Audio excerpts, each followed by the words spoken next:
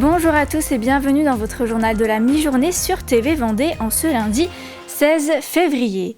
Cette année, le salon de l'agriculture se tient sans bovins, en cause la dermatose nodulaire et les restrictions sanitaires. Mais une alternative est possible, le Herdbook Charolais lance un challenge digital. Il s'agit d'une association qui fédère les éleveurs de la race charolaise. Le but est de garder l'esprit de compétition et les valeurs du métier. Alors pour mettre tout de même en valeur leurs animaux, les éleveurs les présentent grâce à des photos et des vidéos, de quoi entretenir l'image de qualité des élevages. Reportage du côté de Sèvremont avec Jeanne Bell. Tape à l'œil a déjà participé à des concours, mais pour la première fois, c'est à travers un écran qu'il sera évalué.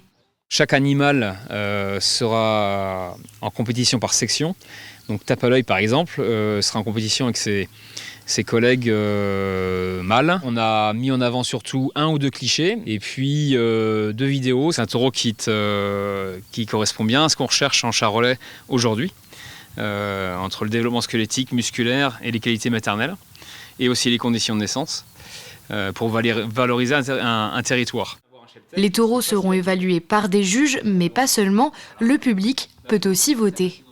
Le concours digital, c'est un compromis vis-à-vis de la situation. Mais il ne faut pas oublier quand même que le présentiel restera un concours de bien meilleure qualité.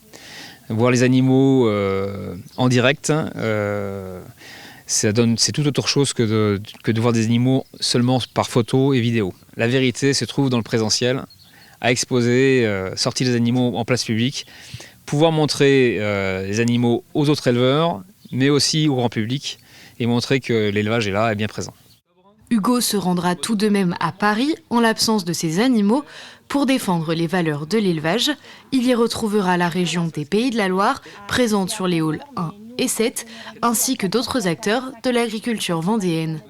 La non-présence des bovins suite à l'aspect sanitaire va changer l'organisation du salon, puisque les bovins occupaient pas toute la place, mais une grande place au niveau du salon. Et en tout cas, nous, on avait prévu ne pas les oublier, parce que pendant le salon, nous porterons tous des petits badges engagés pour nos éleveurs, avec une pensée forte à ceux qui ne seront pas là, parce que vous le savez, les porcs seront là. Malgré son absence, Tape à l'œil aura l'occasion de mettre en avant et d'entretenir l'image de son élevage. Et on ouvre une page sportive avec notamment les Jeux Olympiques d'hiver. Nos 2 Vendéennes ont eu leur lot de défis. Ce matin, Chloé Olivier, spécialiste du short track, a disputé le 1000 mètres. Elle termine 5e de sa catégorie, mais ne se qualifie pas pour les demi-finales. Et hier, Chloé Trespech, sur le relais mix de snowboard cross, n'a pas réussi à dépasser les quarts de finale avec son équipe, malgré une belle performance.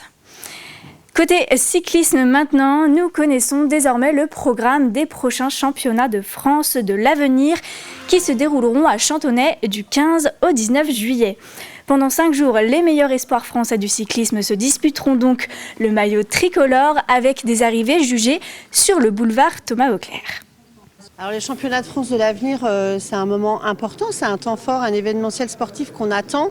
Après les championnats de France élite qu'on a vécu aux Herbiers, on souhaite mettre un coup de projecteur sur les futurs champions de demain. Et les championnats de France, c'est toujours un événement important pour la dynamique sportive, mais aussi pour la fête populaire que ça représente. Effectivement, on est une terre de vélo. On a accueilli le championnat de France en élite en 2010, en 2015.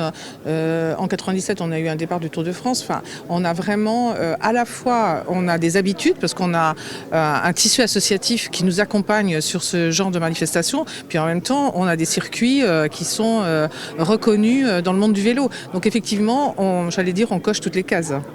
Les médailles, les coureurs sont très très motivés parce que c'est le rendez-vous numéro 1 français. Un championnat de France, c'est l'objectif numéro 1 pour ces jeunes coureurs. Donc je pense qu'ici, toutes les conditions sont réunies pour faire une belle course. Et pour rester dans le cyclisme, on prend la direction des routes vendéennes avec le circuit des plages vendéennes lancé vendredi. Ce dimanche, après près de 170 km de course, la victoire revient au Breton Nolan Maodo du VC Pays de Loudéac devant Florentin Lecamus-Lambert du VC Rouen. Le Vendéen Evan Pavis de Vendée U monte lui aussi sur le podium. Il termine 3e. Et prochain rendez-vous, ce sera vendredi 20 février. Les coureurs partiront de Champ-Saint-Père pour 160 km de course. Et on termine ce journal avec une idée de sortie, direction le château d'Ardelais aux Herbiers pour l'exposition Claude Ponty au pays de l'enfance. L'illustrateur jeunesse invite petits et grands dans son univers singulier. Une quarantaine d'œuvres originales sont à découvrir, des dessins directement issus de son album. L'exposition a lieu jusqu'au 1er mars. Grégoire de Châtillon vous offre un avant-goût de cette exposition. Nous voilà dans un univers coloré et foisonnant, signé Claude Ponty. Un univers qui respecte profondément l'intelligence des enfants. On peut être tout petit et contenir des mondes immenses, dit-il. L'emblématique personnage du Poussin incarne cette énergie. Les poussins vont se retrouver dans des histoires que Claude Ponty raconte. Et puis il y a aussi des poussins qui parfois apparaissent dans d'autres albums où finalement les personnages phares de l'album, c'est pas le poussin, mais le poussin va venir s'inviter un petit peu dans les différentes histoires. Le Poussin, un héros minuscule face à l'infini. Claude Ponty, un illustrateur et auteur qui ne fait pas peur avec ses monstres tendres. Ses autres thèmes de prédilection choisis ici sont l'habitat et la nature. Cette exposition au château d'Ardelais a été conçue, comme c'est souvent le cas, en interne par le service culturel de la mairie des Herbiers. Pour cette exposition proposée cet hiver au château, on a souhaité plutôt s'orienter vers une proposition d'exposition qui s'adresse à un public familial et en particulier aux enfants, que ça puisse être à la fois pédagogique, ludique, visuel. Et on a trouvé, j'ai trouvé qu'il y avait un artiste qui cochait vraiment tous les critères. Et il s'agit de Claude Ponty. Et il a écrit son premier album dans les années 80. Depuis, il en a écrit 60, qui s'adresse essentiellement aux enfants. Donc ça a été vraiment notre premier critère de choix pour cette exposition. Chez ce dessinateur, l'enfant n'est ni naïf, ni fragile par nature. Il possède une puissance intérieure capable de transformer le monde.